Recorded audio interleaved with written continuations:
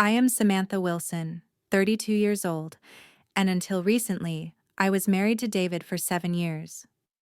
I supported him through unemployment while maintaining our lifestyle with my marketing career. His father, Harold, and I shared a special bond that David secretly resented. When Harold died and left David $62 million, everything changed overnight.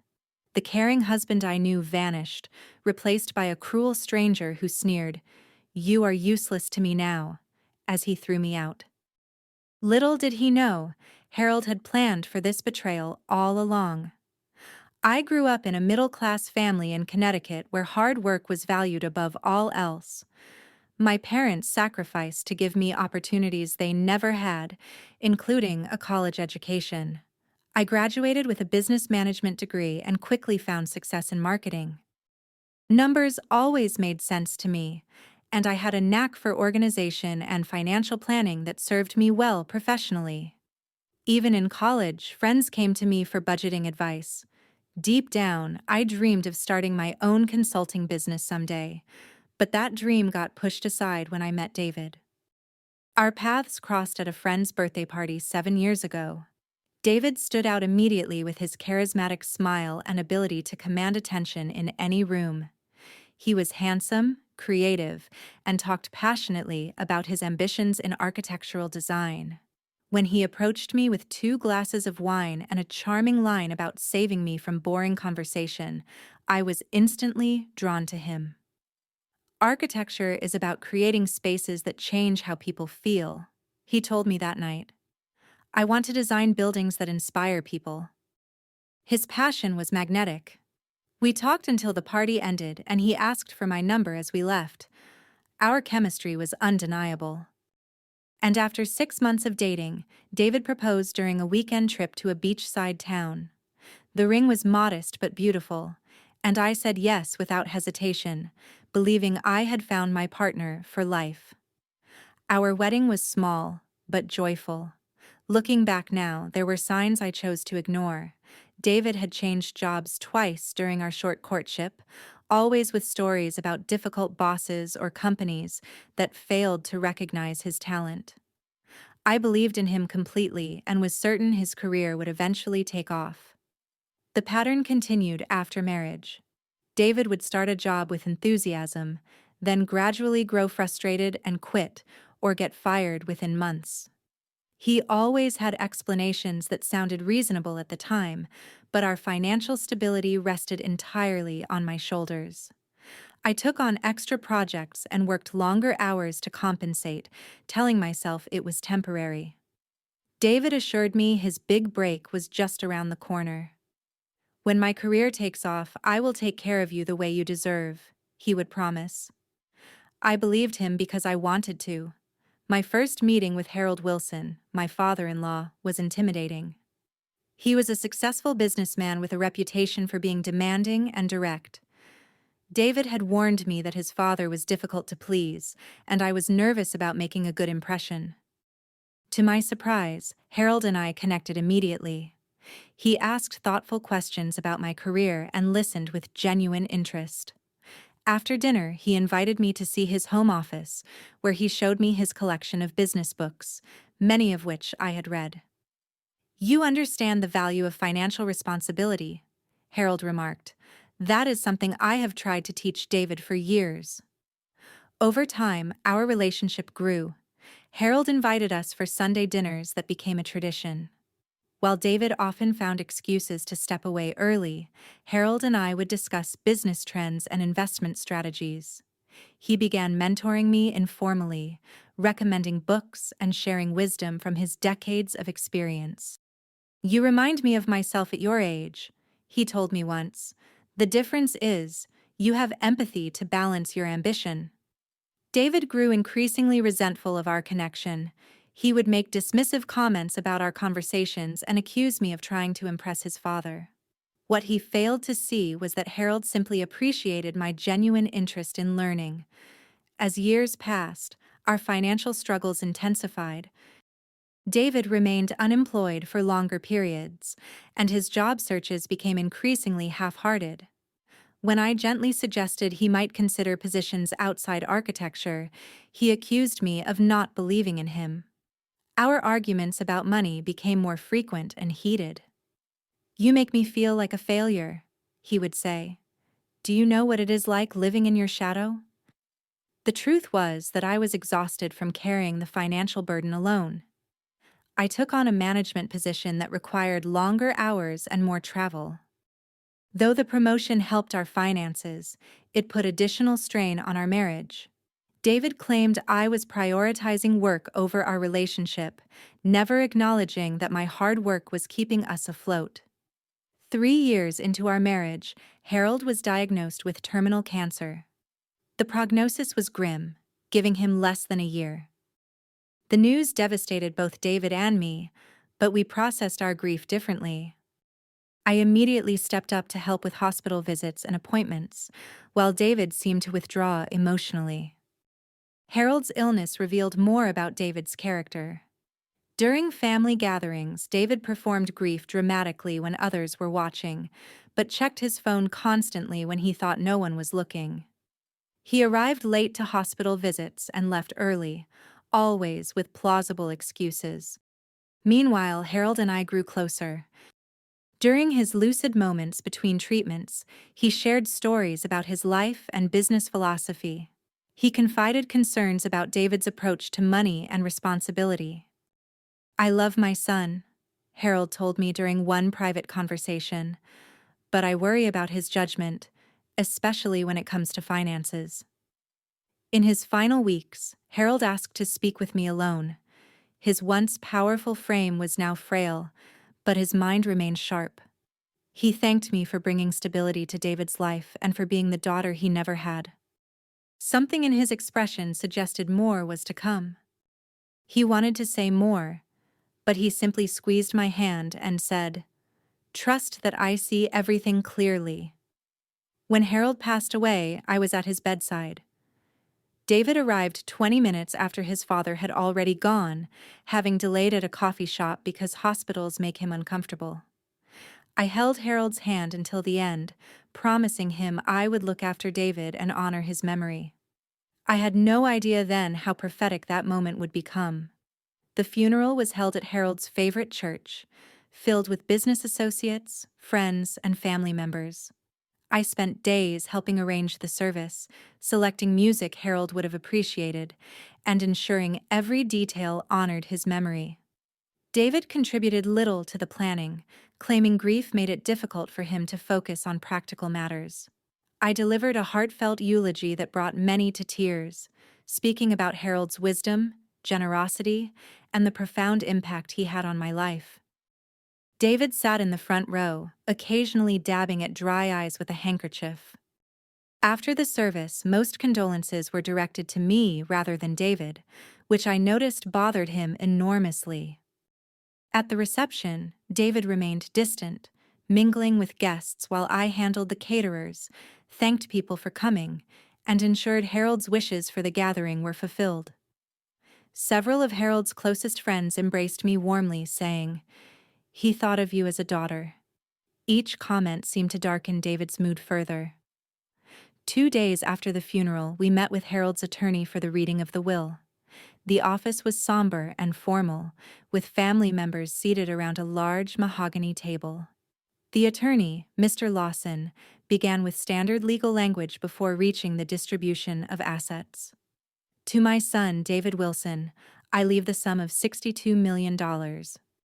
The room fell silent. David's expression transformed instantly from performative grief to stunned elation. He gripped my hand so tightly it hurt, but I was too shocked to react. Harold had been successful, but none of us had any idea he was worth that much. Mr. Lawson continued reading, detailing smaller bequests to charities and longtime employees. I noticed his careful wording about David's inheritance, mentioning provisions and conditions within the attached documents, but in the moment, the significance escaped me. David certainly was not listening to these details. His mind was already racing with possibilities. "We need to celebrate," David announced as soon as we left the attorney's office. Without consulting me, He made reservations at the most expensive restaurant in the city, ordering champagne and calling friends to join us. His grief had vanished, completely replaced by euphoric plans for how to spend his newfound wealth. The next morning, I woke to find David on the phone with a luxury car dealership. By afternoon, he had purchased a $200,000 sports car without discussing it with me. When I expressed surprise at the impulsive purchase, he dismissed my concerns. "It is my inheritance," he said with an edge I had never heard before. "I do not need permission to spend it." Within days, financial changes became apparent. David moved large sums of money into new accounts with only his name. When I logged into our joint banking app, I discovered passwords had been changed. He dismissed my questions, saying he was organizing things and would explain later. New people suddenly appeared in our lives. David reconnected with old friends I had never heard him mention before. Business associates materialized with investment opportunities that needed immediate attention. Our home, once peaceful, was constantly filled with these strangers discussing deals and opportunities. David's spending escalated dramatically. Designer clothes replaced his entire wardrobe. He spoke of buying vacation properties in exotic locations. Dinners at exclusive restaurants became nightly occurrences, rarely with me invited. When I asked about these expenditures, David acted annoyed. "Do you know how much money I have now?" he asked. "This is nothing," he said dismissively. "You need to adjust your thinking." I tried to reconnect with him, believing grief and sudden wealth were causing temporary behavior changes. I prepared his favorite meal one evening, setting the table with candles and wine. He never showed up. My calls went to voicemail. He returned home after midnight smelling of expensive cologne and alcohol, mentioning something about an investment dinner before falling asleep. The next morning, I suggested we talk about our future plans, now that our financial situation had changed so dramatically. Perhaps I could reduce my working hours. Maybe we could finally start the family we had discussed years ago. David gave vague, non-committal responses. "We have plenty of time to figure that out," he said, already scrolling through his phone. "I need to focus on managing this money right now." I gently suggested grief counseling, noting the dramatic change in his behavior might be related to losing his father. David scoffed at the idea. "I do not need a therapist," he snapped. "I need you to stop analyzing me and give me some space." I closed the laptop and leaned forward, looking each of them in the eye in turn. "For 15 years, you have lived your lives as if I did not exist. You celebrated holidays, shared milestones, supported each other through hardships. You were a family in every sense of the word, just without me. And that was your choice." "Nothing is happening to our marriage," he said coldly. "But something is happening with you. You have become controlling since the money came in." "Controlling? I have barely seen you for weeks," I replied, shocked by the accusation. "Maybe you are jealous," he suggested with a cruel smile. "Maybe you cannot handle that I am finally successful, while you have been lording your career over me for years." The argument escalated until David said something that stopped me cold. "Maybe you are finally seeing me for who I truly am, and not who you tried to shape me into." 3 weeks after the funeral, I finally confronted him directly. After another night of him returning home in the early morning hours, I asked what was happening to our marriage. I stood alone in our kitchen, feeling as though I was looking at a stranger wearing my husband's face. David's presence in our home became increasingly rare. Some nights he did not come home at all, offering thin excuses about late meetings or drinks with investors when I asked. My calls went unanswered for hours, sometimes days. When I sent texts expressing concern, his replies were curt and annoyed. Our joint checking account, which once contained our shared savings, was nearly empty. Large withdrawals appeared with no explanation. When I asked David about these financial changes, he brushed me off, saying he had moved funds to better investment vehicles and that I would not understand the complexities. One morning, I found a receipt in his jacket pocket for a $5,000 dinner at a restaurant we had once considered for our anniversary, but deemed too expensive. The bill included $200 champagne and several entrees. When confronted, David claimed it was a business dinner, but could not explain why it occurred at 11 p.m. on a Saturday. My suspicions grew when credit card statements arrived, showing charges for jewelry I had never received and hotel rooms in our own city. David had also made a down payment on a beachfront property in Malibu without mentioning it to me.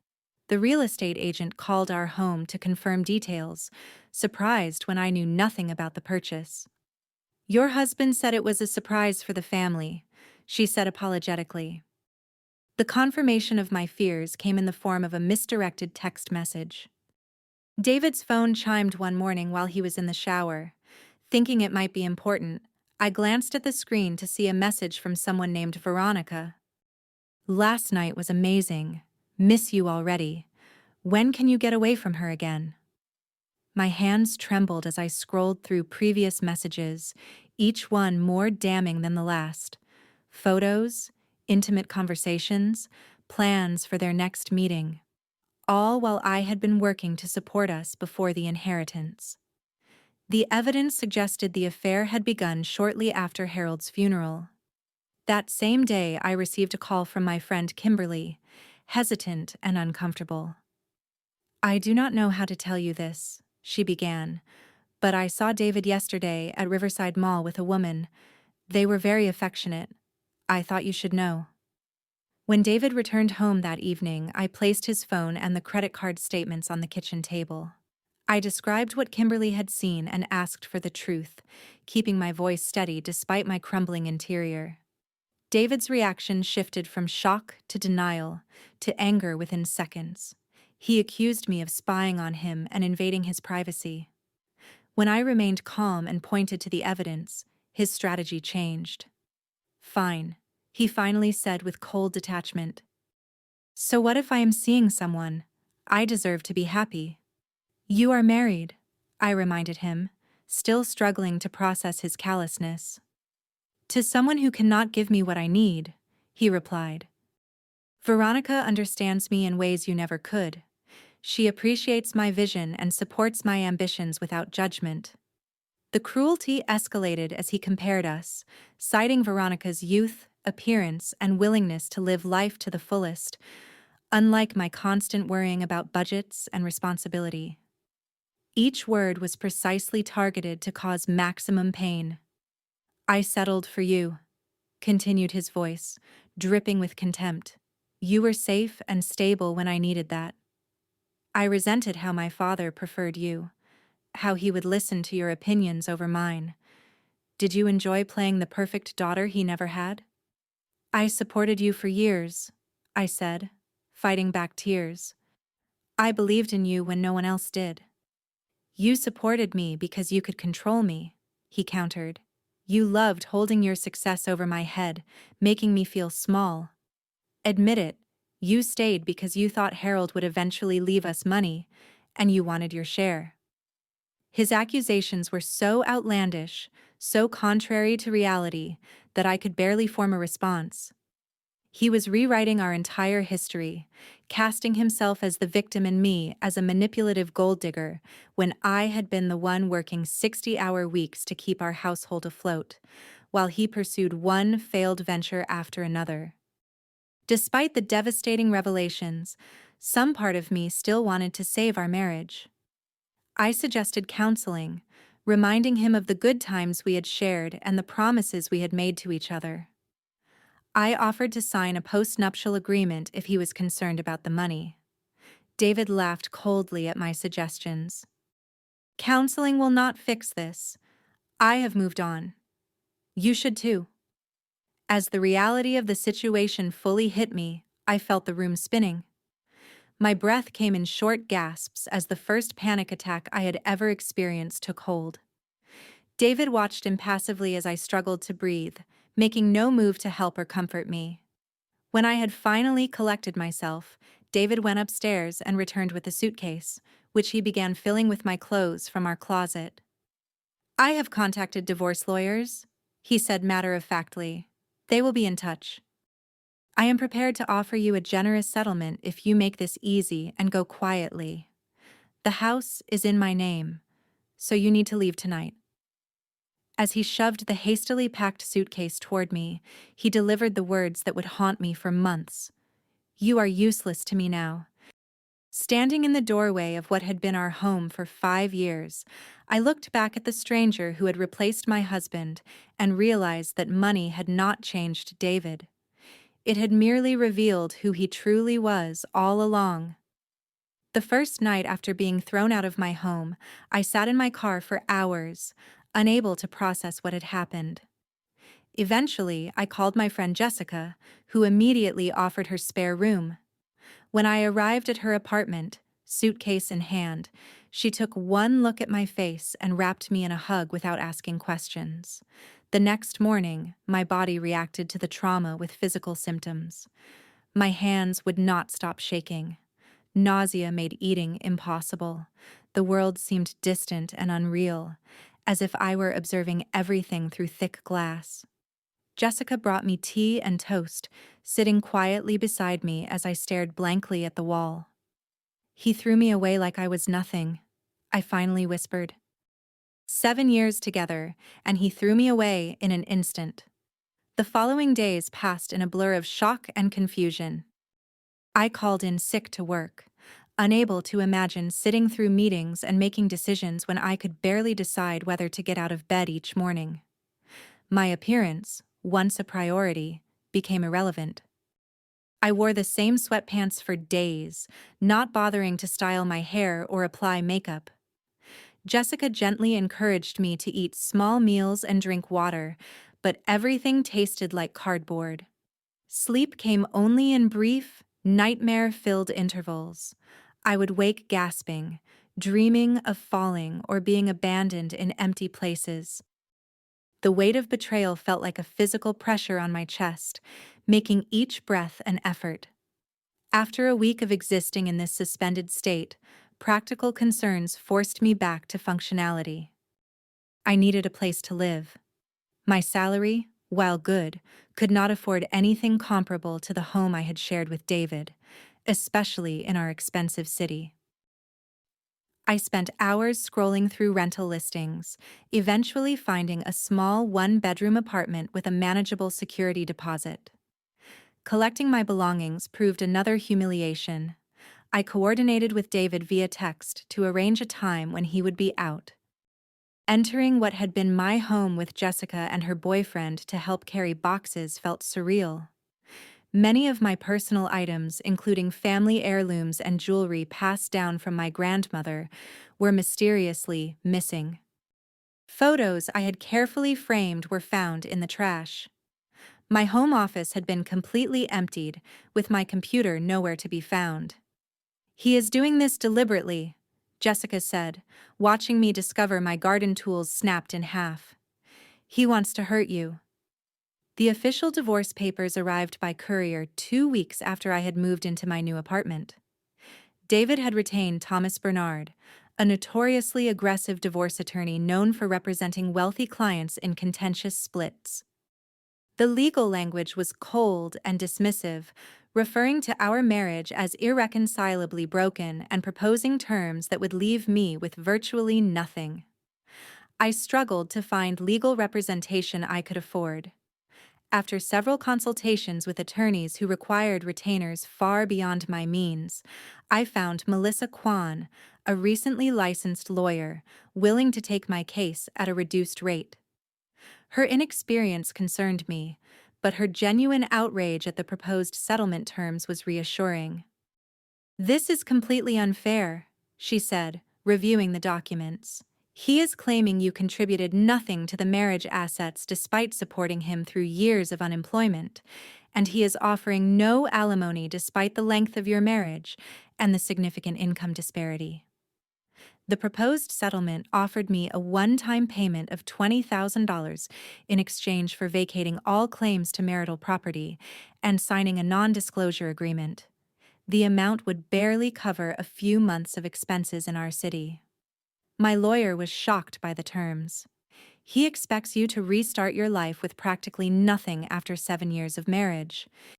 This is insulting, Melissa said, and the NDA is clearly to prevent you from discussing his behavior publicly. My financial reality became increasingly precarious. Our joint accounts had been drained. My credit cards were suddenly canceled without warning.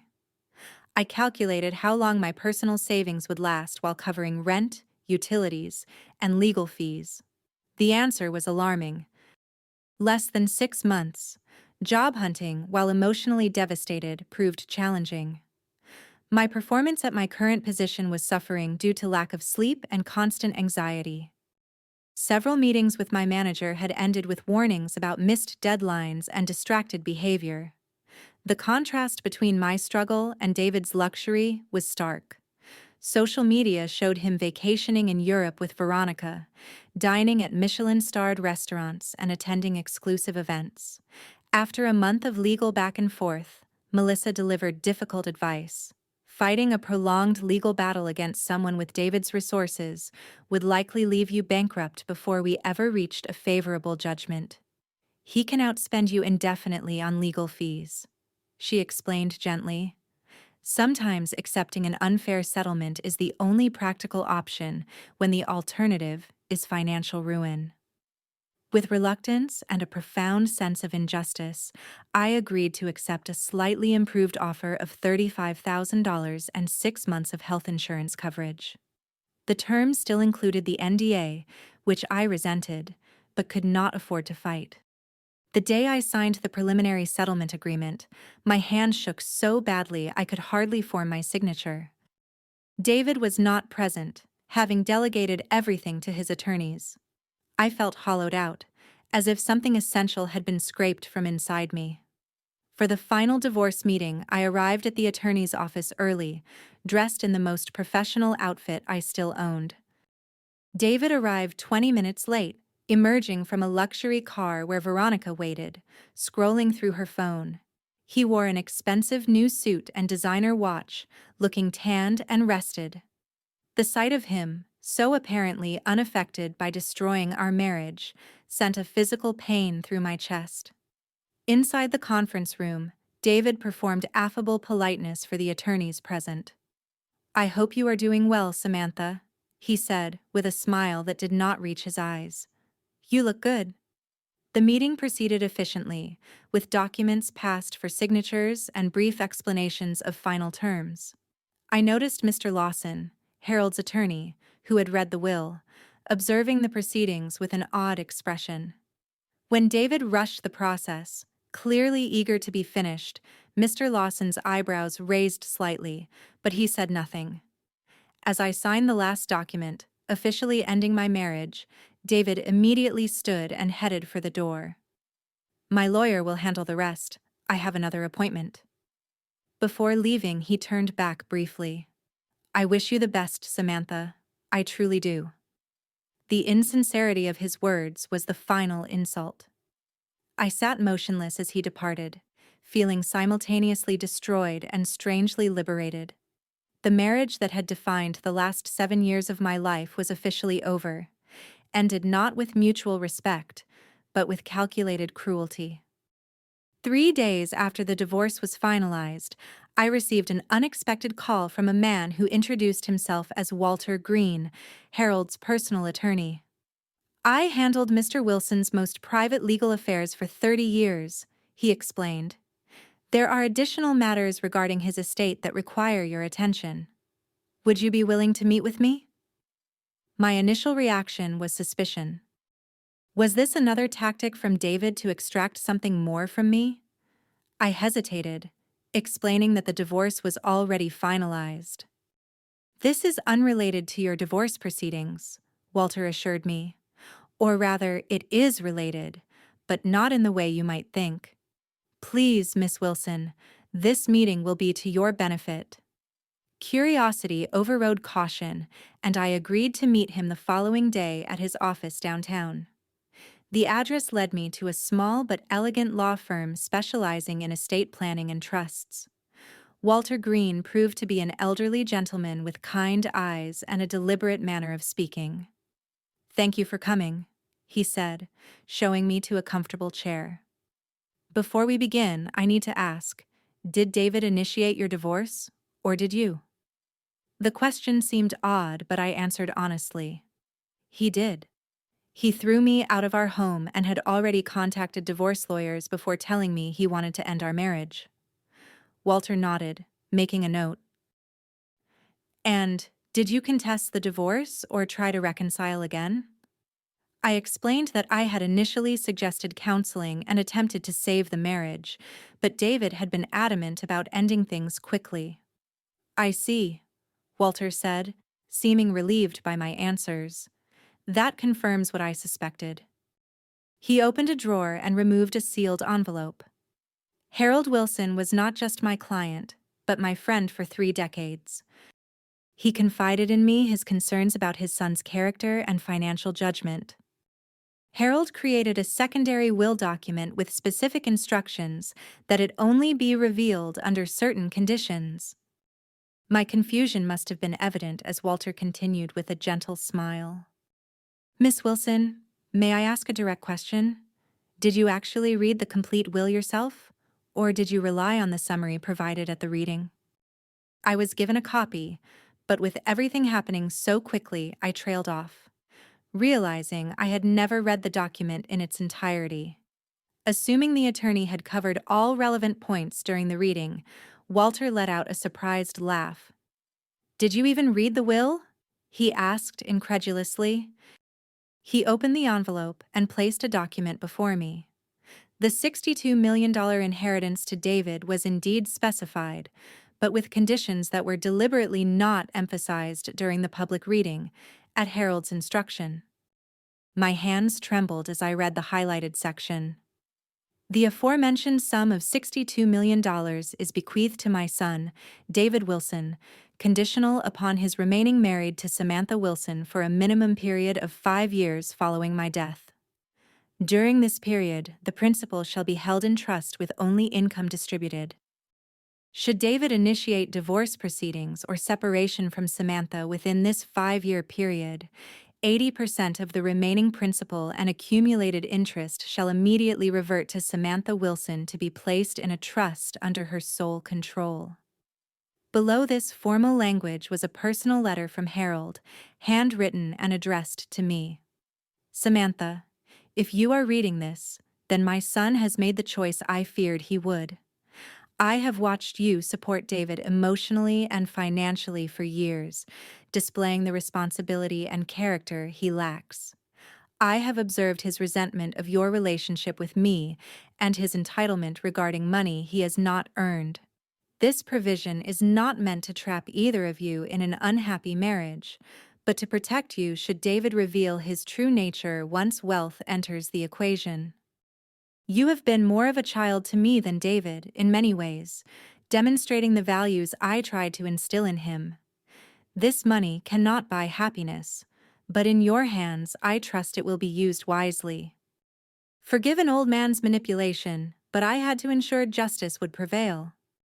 Tears blurred my vision as I finished reading Harold's words. The room seemed to tilt around me as I realized the implications. "Is this enforceable?" I asked, my voice barely above a whisper. "Completely," Walter confirmed. "Harold created an ironclad trust with these specific conditions. David's lawyer at the will reading was legally obligated to disclose these terms to him. But he never mentioned any conditions to me," I said, pieces suddenly falling into place. "He rushed the divorce through as quickly as possible." Walter's expression darkened. "That suggests David may have paid for information to be withheld or discovered the terms afterward and attempted to finalize the divorce before you became aware. Either scenario constitutes potential fraud." He leaned forward, placing a business card before me. "I would be willing to represent you in this matter at minimal cost. Harold would have wanted me to ensure his wishes were honored. Before I could respond, my phone began vibrating continuously. Text messages and missed calls from David flooded the screen, each more desperate than the last. "We need to talk immediately. There's been a terrible misunderstanding. Please call me, it's urgent." Walter observed the notifications with raised eyebrows. "It appears David has just discovered your meeting with me." That evening, as I sat processing the revelation in Jessica's apartment, the doorbell rang repeatedly. Jessica looked through the peephole and turned to me with wide eyes.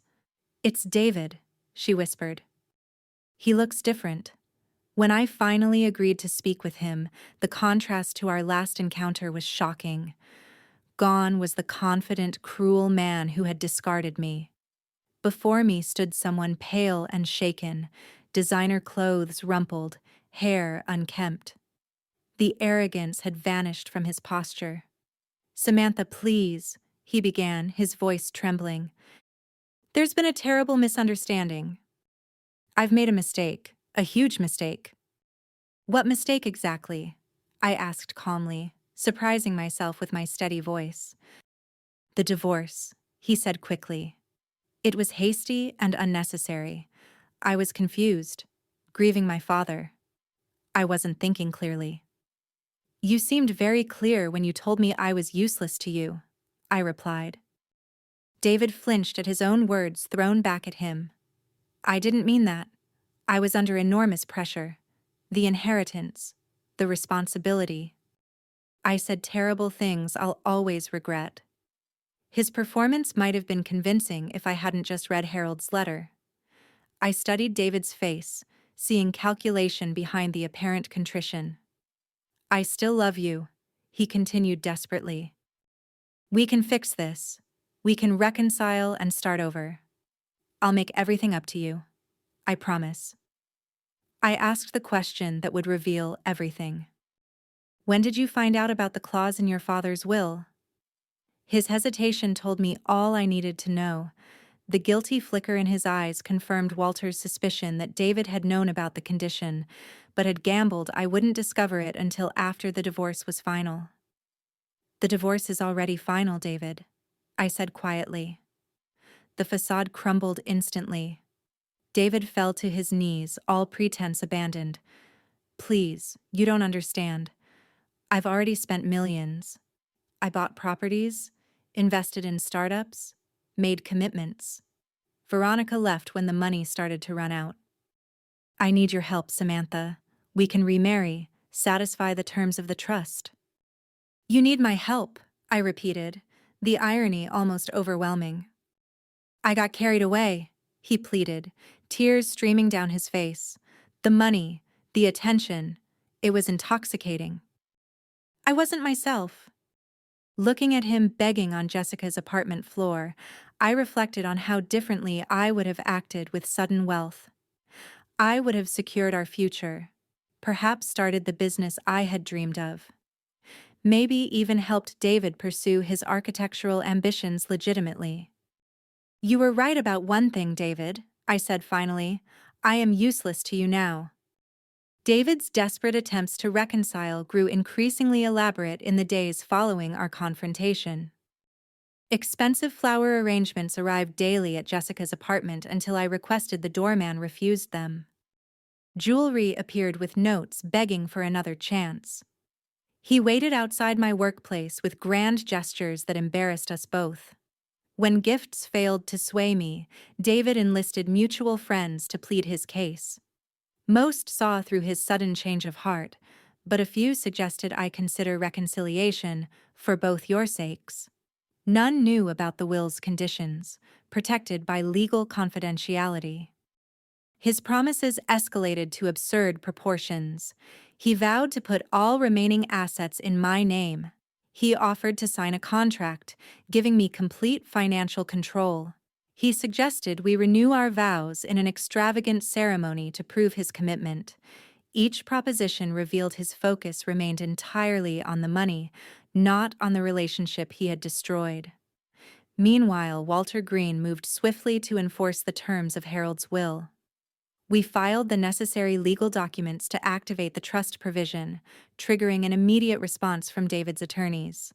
They filed a countersuit claiming fraud and undue influence, alleging I had manipulated Harold into creating the conditional bequest.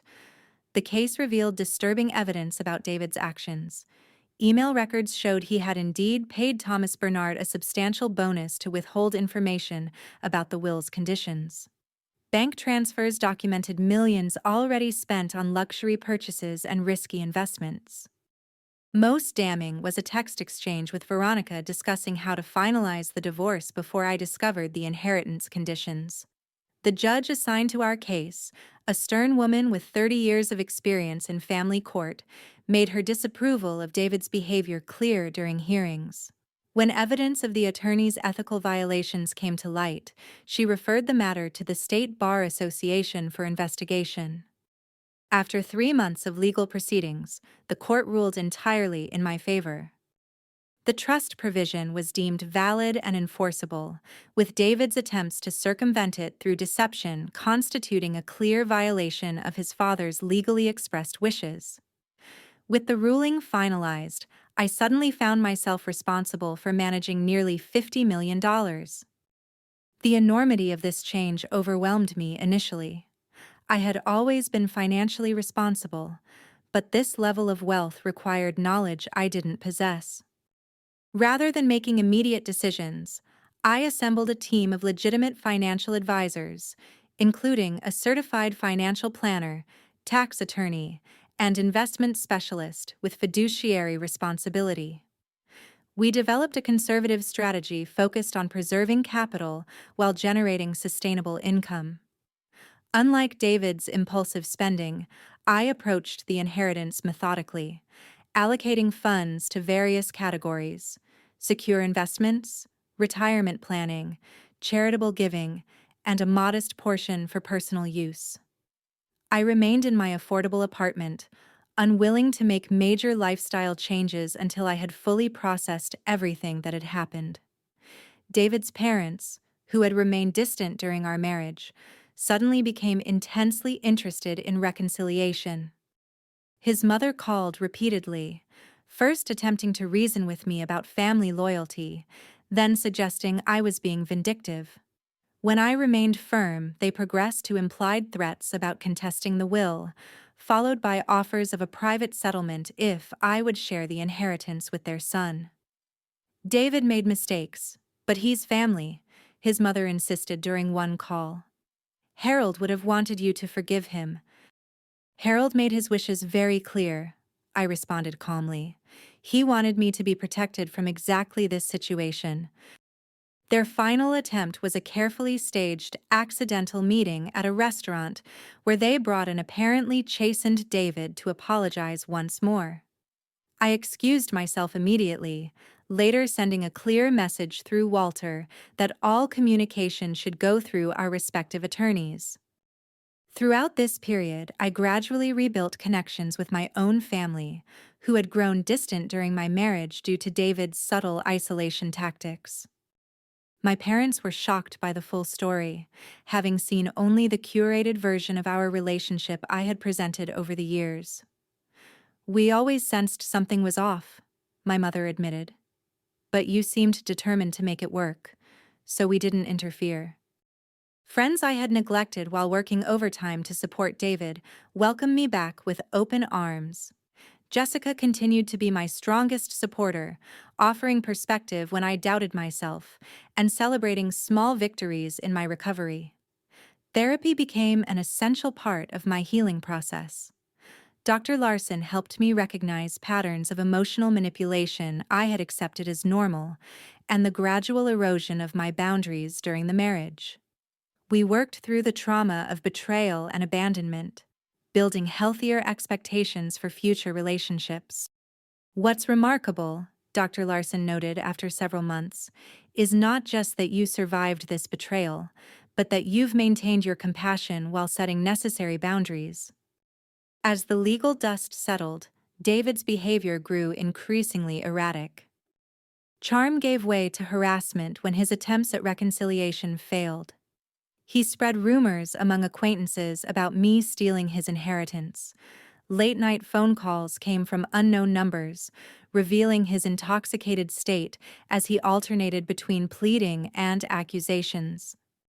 After he accidentally appeared at 3 different locations where I was meeting friends, I reluctantly filed for a restraining order.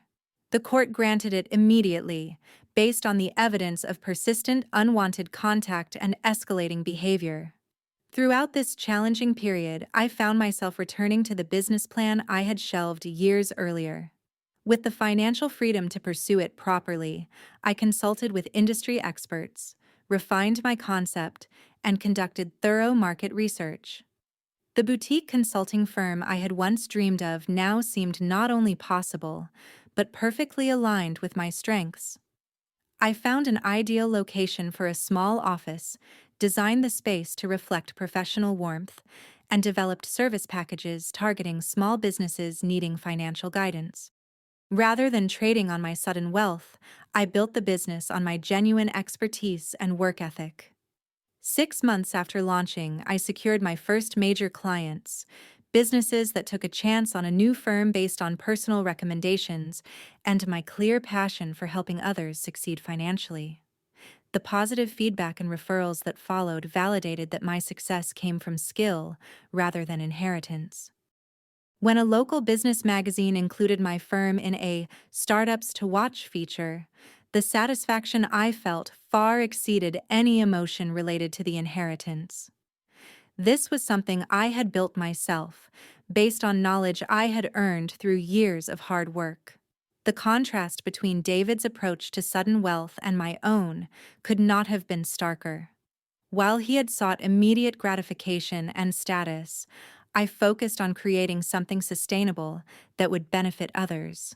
The money itself had never been the goal, it was merely a tool that enabled me to build something meaningful. 1 year after the divorce was finalized, I barely resembled the shattered woman who had signed those papers. The physical transformation reflected inner healing. I stood straighter, spoke more confidently, and smiled genuinely again.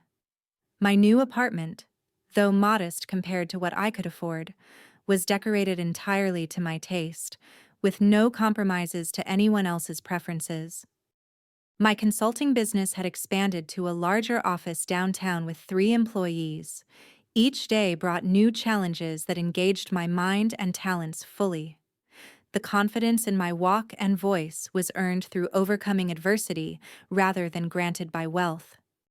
Regular therapy had helped process the betrayal without letting it define me. I developed daily practices that supported ongoing healing: journaling to track my emotional progress, meditation to stay grounded amid major life changes, and building a support network of authentic friendships based on mutual respect. Dating again came slowly and cautiously. My first attempts were coffee meetings that never progressed further, as I was still learning to trust my judgment of character. Eventually, I enjoyed a few pleasant dinner dates with men who seemed genuinely kind, though I remained transparent about not being ready for a serious relationship. The best part about dating now, I told Jessica, is that I know exactly what my boundaries are and feel no guilt about maintaining them. As my business thrived, I expanded services beyond my initial projections. The staff I hired brought complementary skills, creating a collaborative environment where everyone contributed to our success. Industry recognition came in the form of business awards and speaking invitations at conferences, validating that my vision had real value. 6 months into the business, I established the Harold Wilson Foundation with a significant portion of the inheritance. The foundation focused on financial education for women, particularly those recovering from financial abuse or sudden economic changes. We offered scholarships for disadvantaged students pursuing business degrees and mentorship programs for young entrepreneurs. Financial independence is about more than money, I explained at the foundation's launch event. It's about having the knowledge and confidence to make informed decisions about your future. The foundation became the most meaningful use of Harold's gift, transforming wealth into opportunity for others. Each scholarship recipient or successful mentee reinforced that true value comes from creating positive change, not accumulating possessions. Nearly 14 months after our divorce, I encountered David unexpectedly at a restaurant downtown. I had just finished a business lunch when I noticed him sitting alone at the bar, staring into a half-empty glass. His appearance shocked me. The designer clothes were replaced by wrinkled khakis and an untucked shirt, his once carefully styled hair now thinning and unkempt. He noticed me before I could decide whether to acknowledge him. After a moment's hesitation, he approached my table, a shadow of his former confidence evident in his hunched posture. "Samantha," he said quietly, "you look well." Up close, the changes were even more apparent. Fine lines had appeared around his eyes, and he had gained weight in a way that suggested stress rather than contentment. "May I sit for a moment?" he asked, gesturing to the empty chair across from me. Against my better judgment, I nodded. The anger that had once burned so intensely had faded to something resembling indifference. "I filed for bankruptcy last month," he said without preamble. "The investments failed. The Malibu property was foreclosed. Veronica left 6 months ago for someone with better prospects." I remained silent, neither encouraging nor discouraging his confidences. "I realize now what I threw away," he continued, eyes fixed on the table rather than meeting mine. "Not just the money, but everything else. Your support, your belief in me, the life we could have built together." For the first time since I had known him, David's words seemed genuinely reflective rather than calculated for effect. "I owe you an apology," he said finally. "A real one, not like before when I was just trying to get the money back. I was cruel to you. I betrayed you after years of your support. There's no excuse for how I treated you." I considered his words carefully before responding. "Thank you for saying that, David. My father was right about you," he admitted. "And about me." He saw who we both truly were. The conversation lapsed into silence, neither uncomfortable nor comfortable, simply existing in the space between two people who had once shared everything and now shared nothing but a complicated history. "Would it be possible," David asked hesitantly, "for us to stay in touch? Not to reconcile," he added quickly, seeing my expression. "Just to talk occasionally, as friends, maybe someday." I took a moment to check my internal response to his request. The boundary felt clear and natural. "I don't think that would be healthy for either of us, David," I said gently. "I wish you well, truly. I hope you find your way forward, but our paths need to remain separate." He nodded, accepting my decision without argument. As he stood to leave, I noticed the bill for his drink on the bar. Making a split-second decision, I signaled the bartender and quietly paid it before David could notice. Not out of obligation or pity, but as a final gesture of closure. Walking home afterward, I reflected on how completely my understanding of worth had transformed. For years, I had tied my value to what I could provide others, the support I could offer, the stability I could create. David had defined worth through external validation, possessions, and status. Harold had seen through both of us, recognizing that true character reveals itself, not when we have nothing, but when we suddenly have everything. Money had not corrupted David. It had merely accelerated and amplified who he already was. The inheritance that David had viewed as an endpoint had become my beginning. It provided not just financial security, but an opportunity to create something meaningful that aligned with my values. The wealth itself was not the gift. The freedom to pursue purpose was. The greatest irony was that in discarding me, David had lost everything, while through being discarded I had found myself. The person I had become after weathering betrayal was stronger, wiser, and more authentic than the woman who had desperately tried to save a marriage with someone who valued wealth over connection. Life after devastation had revealed possibilities I could never have imagined.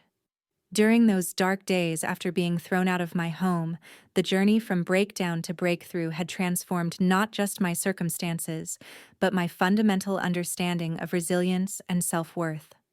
Looking toward the future, I felt genuine optimism, not because everything was perfect, but because I had discovered my capacity to create meaning from misfortune.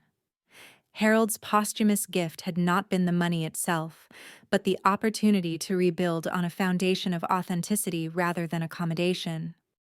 The betrayal that once defined my story had become merely a chapter in a much larger narrative of growth and self-discovery. For that unexpected transformation, I felt a bittersweet gratitude. Thank you for listening to my journey, and remember that sometimes losing what you thought you wanted can lead you to what you truly deserve.